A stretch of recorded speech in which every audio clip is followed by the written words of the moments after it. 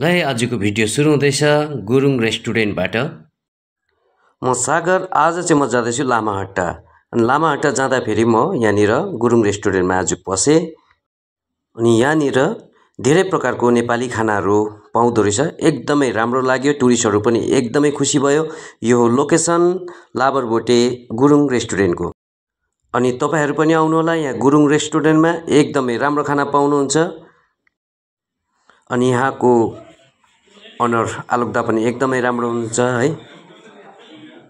अनि यहाँनिर मेरो टुरिस्ट पनि एकदमै खुसी भयो है। मोमोहरू खायो, एकदमै राम्रो लाग्यो रे खाना है। एकदमै सफा छ। आउनुहोस् तपाईहरु पनि खानुहोस्। यो चाहिँ हो ब्याक साइड गुरुङ रेस्टुरेन्टबाट देखिने भ्यू, टिस्टा रिभर। सुन्नुहोस् मेरो टुरिस्टले के भन्छ।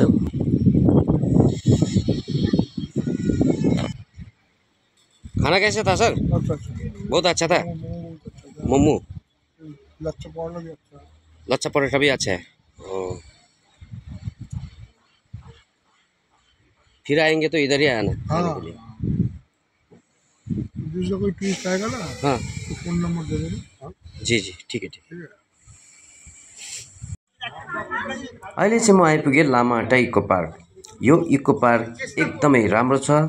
तपाईहरु पनि आउनु होला यहाँनिर। यो पार्क चाहिँ पर्छ दार्जिलिङमा। तपाईहरु टिस्टा, लभर्स भ्यू पोइन्ट, पेसोक, यो टी गार्डन हुँदै तपाईहरु लामाहट्टा आउन सक्नुहुन्छ। हुन सक्छ प्राय यो पार्कमा मान्छेहरू घुम्नु आइसकेका छन् र कति जनाले पनि देख्नु भएको छैन भने यो पार्क एकपल्ट आएर घुमेर जानु होला।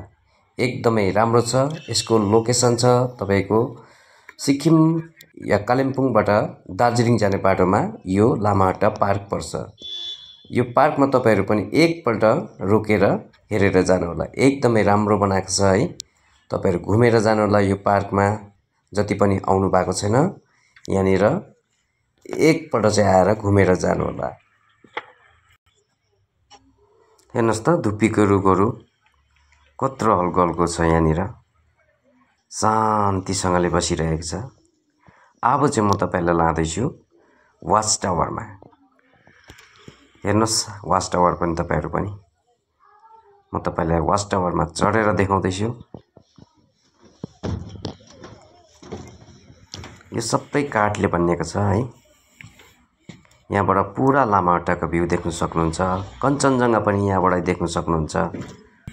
यहाँनिर फोटो भिडियो सुटहरू पनि गर्न सक्नुहुन्छ है।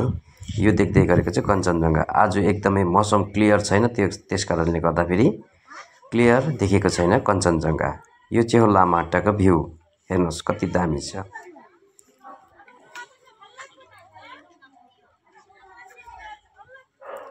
एकदम शान्ति छ, एकदम पिसफुल जग्गा छ यो। आउनुहोस् तपाईहरु पनि।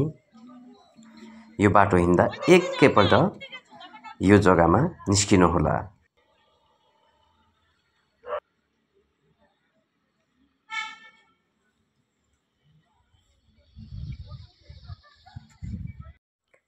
यो सानो बाटो चाहिँ तपाईहरु हिँडेर जान सक्नुहुन्छ लामाहट्टा लेक। यसको माथि 15 मिनेट जस्तो जानुभयो भने त्यहाँनिर लामाहट्टा लेक छ। त्यहाँनिर एकदमै राम्रो छ त्यो पनि। मैले सोचेको पनि थिइन लामाहट्टा भित्र यस्तो पार्क छ भनेर। र त टुरिस्टहरू यति धेरै आउँछ यहाँनिर। यति राम्रो जग्गा रहेछ है यहाँनिर। त्यसकारणले गर्दा यहाँ टुरिस्टहरू धेरै मात्रामा आउने गर्छ। लामाहट्टा म चाहिँ आएर घुमेर हेरेर गइसकेँ। अब तपाईहरुको पाली। धन्यवाद। अर्को भिडियोमा भेट्नेछु।